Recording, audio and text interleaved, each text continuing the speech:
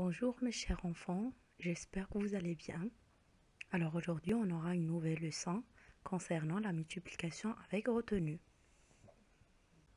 Maintenant, on va commencer par la multiplication en ligne. Alors comme exemple, on a 136 fois 2.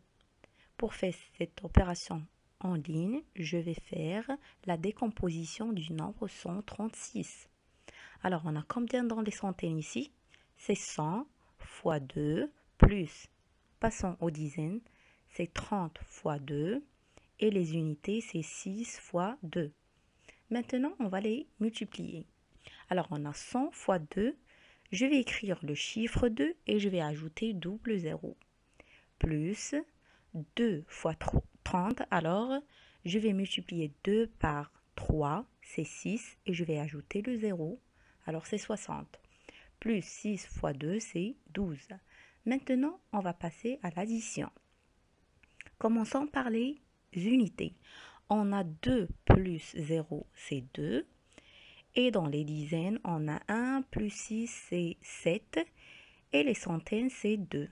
Alors le résultat, c'est 272.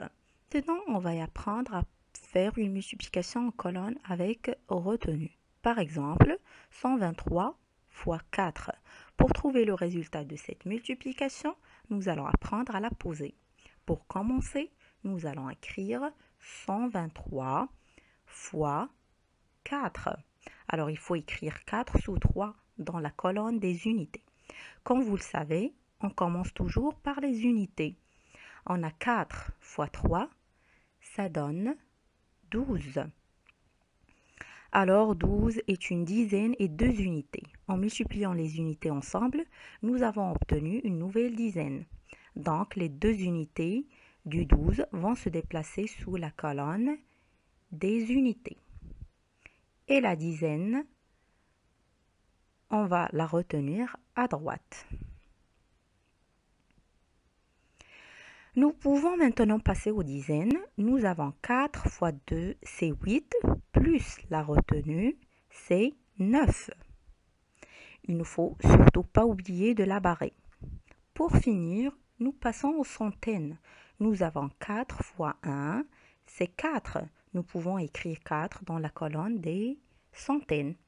Et le résultat, c'est 492. J'espère que vous avez bien compris la leçon et à la prochaine.